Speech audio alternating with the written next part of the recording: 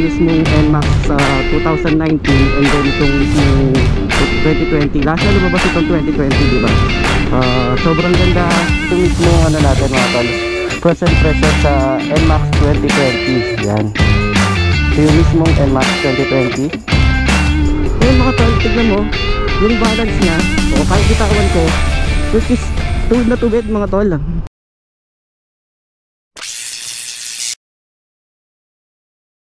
So what's up mga tol, this RGV Motovlog. So for today's vlog mga tol, napansin nyo naman na meron tayong nire-ride ngayon na NMAX 2020. Yan. Actually mga tol, na-ride ko na tong mismong NMAX 2020 na to nung ano pa siya, old stock pa, or tutusin yung mismong side mirror niya talagang dito pa yung side mirror, hindi dito. Ito kung napapansin nyo, diba, nasa malawak na yung mismong side mirror. Siguro ipapasok ko na lang yung mismong video na yon or sa mga susunod natin vlog na yung mismo talagang first impression natin dito sa NMAX 2020. Ngayon, wala akong video nung review dito sa NMAX 2020, kaya napag-decisionan ko na ngayon ko na lang siya i-review ka. Sobrang ganda, sobrang smooth ng engine nitong mismong NMAX 2020. Ngayon, siguro update ko na lang kayo mamaya pag meron tayong nakitang lugar na pwede natin siyang i-vlog or pakita ko sa inyo ito mismong NMAX 2020.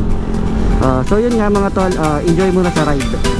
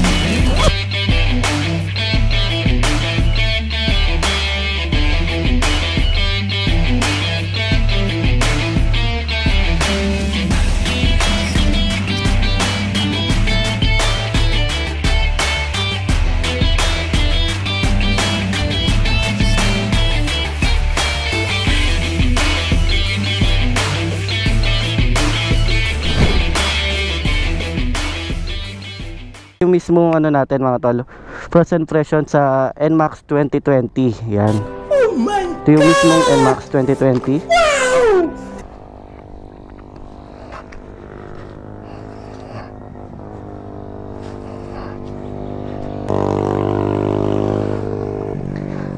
So yung mga tol, ito mismong review natin ng ibang parts nitong NMAX 2020, which is yung mga mapapansin ko lang, yun yung isasabihin ko dito sa vlog mga tol. So yan mga tol, kung mapapansin nyo yung NMAX 2020 ay iba na yung mismong itsura nya. Compare natin doon sa nauna, kabit ko dyan yung mismong picture. Kung titignan mo, itong mismong line nya na to, para siyang mata. At ito palang headlight nya ay LED na.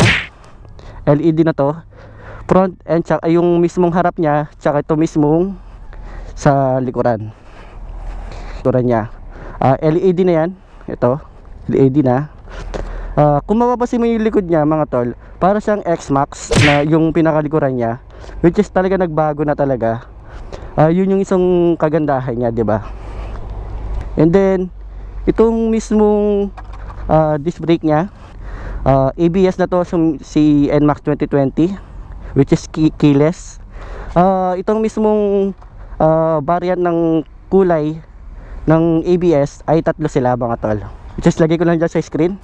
Alam ko may black nito, tapos yung marks nya dito kulay gold. Pero sa NMAX 2020, si matte red lang yung kakaiba. Papansin mo agad na pag nakakita ka ng matte color, sasabihin mo agad na ay NMAX 2020 yan. Kaya kakaiba talaga yung mismong kulay niya. ABS front and back siya. Ito ABS na rin dito.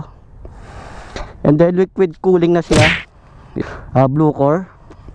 Tank capacity 7.1.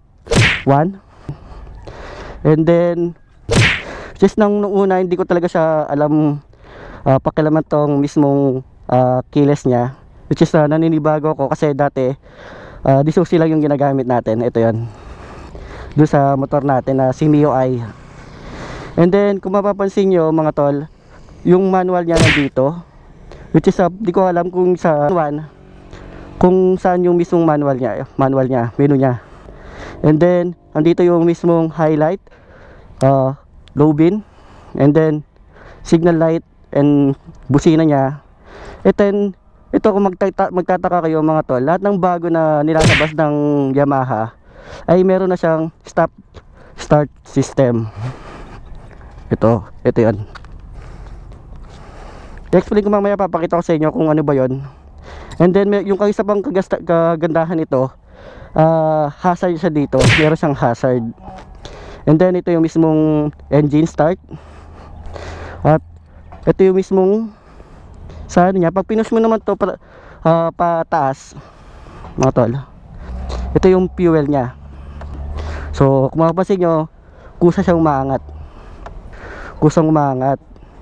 And then pag ito naman yung sa seat naman, yung pinush mo yun. So itong mismong sa seat niya mga tol, kasya yung mismong full face helmet, pahiga. Ngayon papakita ko na lang siguro yung mismong video or picture nitong mismong nilagay natin yung ano natin, tawag dito, helmet. Yan, kabit ko dyan. So kasyang kasya siya. Talagang laki dito na malalagay mo. And then nandito yung battery niya. And then isa pang kagandahan nito, yung mismong ano niya, monitor niya. Kung dati napapansin mo yung NMAX 2020 ay version 1 pala, sorry, version 1, bilog yung mismong monitor niya. Ngayon mas mahaba siya. Kung alam nyo yung mismong Aerox na motor, yung Aerox kamukha yung mismong monitor niya, kamukha talaga. I-on naman natin siya, tataas lang natin ulit, start natin. So yun, yung makina niya smooth na smooth, di ba? Smooth na smooth yung makina, walang kalaksing, walang ano. Talagang ang ganda ng ano, NMAX version 2. And then kung mapapansin nyo dito sa mismong monitor niya, meron siyang gas sensor, yung ano niya, pinaka-gas niya. And then yung isang gusto ko dito, yung mismong orasan niya, meron siya dito. And then speedometer, saka yung kilometer mo, at saka meron siyang echo, at meron din siyang ano dito, temperature yung dito niya. Tapos mapapansin mo dito naka-on yung mismong ABS. Andito yung low lights, highlight, and then ito yung mismong engine check. Tapos meron siyang yung stop start system. Ang lahat na lumalabas na motor ngayon mga tol ay always naka-on yung mismong ano nila, yung mga ilaw. Ito sa harap niya, tsaka yung mismong sa likuran, nakabukas. Ngayon i-try naman natin yung mismong sinasabi ko sa inyo na hazard niya. Yan, di ba? Naka-hazard na. Naka-hazard. Pati yung mismong sa likuran niya, hazard na siya. And then ito naman yung sinasabi ko sa inyo mga tol na yung stop start system niya, which is try natin kung totoo ba to, di ba? Yung stop system niya mga tol ay sa mga traffic or sa mga stoplight, which is kusang nagmamatay yung mismong makina ng motor natin para magtipid yung mismong gasoline niya. So i-try natin siya mga tol, i-ride muna natin. Kasi kung nakaganto siya, di siya mamamatay talaga.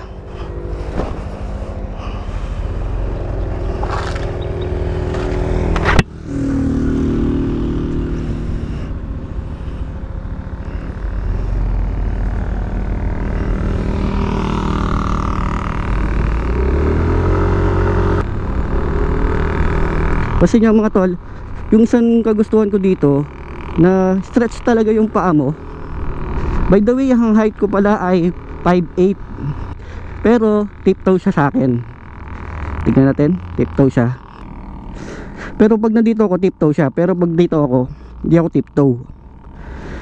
Ito yung sinasabi ko sa inyo mga tol, na start system niya, which is na pasensya naman na nakapatay yung makina niya. Akala natin kusang namatay yung makina, di ba?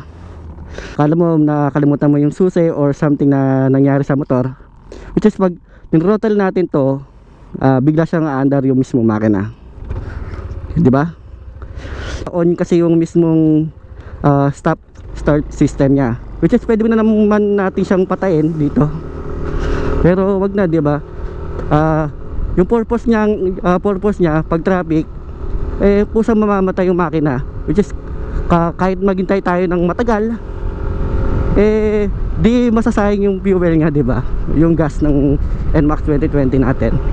So lakas ng hatak mga tol, compare ko doon sa motor ko, kasi yung motor ko 125 lang siya, 125 lang yung motor ko.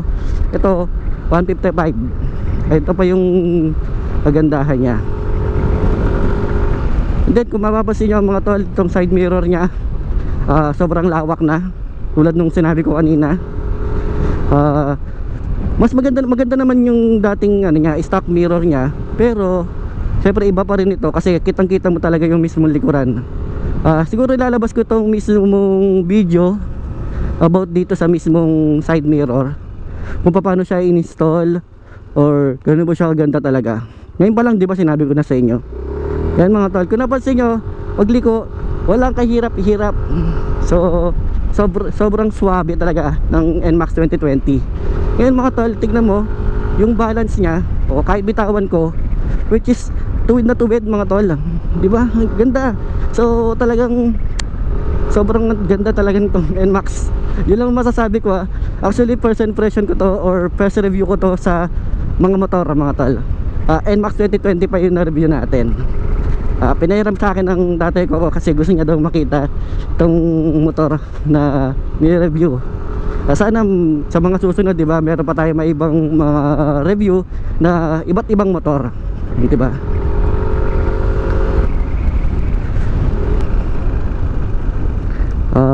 Yun, makamatay na naman yung engine niya. Yun, namatay na naman yung engine niya mga tol. Doon talaga gumagana yung stop system niya. Ngayon pagpapatayin nyo yung mismong makina mga tol, ganyan lang. So meron siyang warning detected doon. Ngayon pag natin siya, i-off na natin siya, o standby na natin siya, click lang natin to, hold press lang. So yun, yan mga tol, ibig sabihin hindi mo na siya magagalaw talaga. So pag naman natin siya, press lang, yun, merong umilaw, yun, start na naman yung mismong engine. By the way mga tol, itong mismong gulong ng NMAX 2020 ay may sukat siya na saan na ba? Yun, 110 by 70 yung sa harapan. Tapos yung mismong sa likuran niya, sa likuran meron siyang 130 by 70. Sobrang lapad nung mismong niya, gulong niya. Tapos meron siyang air filter dito. Di ako sure kung air filter to, kung meron siya dito. Mapapansin nyo dito, meron na siyang cover ng shock. Nilagyan ng tatay ko para di daw maputikan yung mismong shock, which is goods naman talaga itong mismong nilagay na cover. By the way, meron siyang package dito, yan, na pwede mong ilagay yung mismong cellphone pag nagbabiyahe ka. At meron din siyang charger port. Tulad ng mga sasakyan, di ba, pwede mo siyang ilagyan dito. Pag nagbabiyahe ka ng long ride, yun ang kagandahan niya. And then meron din siyang package dito, ipupush mo lang to, at andito yung mismong pitaka. Yan, pwede mo rin lagyan cellphone dito, kasyang kasya, di ba? Sobrang lalim din. So yun lang mga tol yung ano natin, first impression dito sa mismong NMAX 2020, which is meron na nga ako na naunang vlog nito, na first ride ko talaga itong mismong NMAX 2020. Siguro unahin ko muna tong ilabas tong mismong video bago yun siguro. Iuuli ko na lang yun na ride ko siya, talagang tuwan-tuwa talaga ako. So yun mga tol, i-ride muna natin siya nang mayroong kayang kaangkas. Kung okay din siya kung meron tayong angkas, diba? So lang, tapos lagay muna natin yung cellphone dito, tapos start natin siya ulit. Yun, and then yun, talagang swabe talaga. Tapos yung isa pang sinasabi na pag yung combo brake nya, just mararamdaman mo talaga pag critical na yung mismong ano nya, yung sa mismong ano mo, pag preno mo, di ba na. At saka yung ABS nya, doon mo talagang mararamdaman. Ganito yung siguro yung motor mo, hindi ka siguro mapapagod hindi ka mapapagod sa long ride. Talagang okay na okay talaga siya. Diba? Tulad yan, may angkas na ako, pero diba, comfortable pa rin yung pa ako. Swabe, pwede kong ganyan, pwede kong pa ganyan. Swabe talaga. Pasensya na kayo mga tol, masyado ako nag-i-enjoy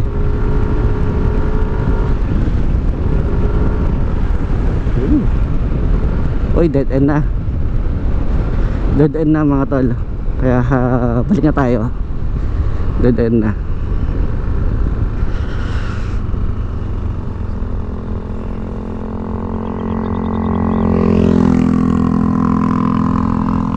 Talaga siya, swabe. Kasi yung rotation nito talagang napakalaki. And then ito yung mismo sinasabi ko sa inyo pag magpreno tayo. So swabe rin pag magpreno tayo. Yun oo. Yun, swabe talaga. Shock, okay talaga siya. Okay yung mismong shock niya.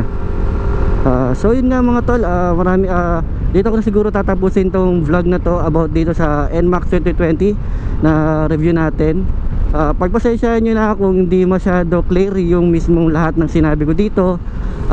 Tulad nga ng sinabi ko, first time kong mag-review ng motor na NMAX 2020 pa, diba? Which is wala naman talaga, kaunti lang talaga yung alam ko about dito sa mga motor.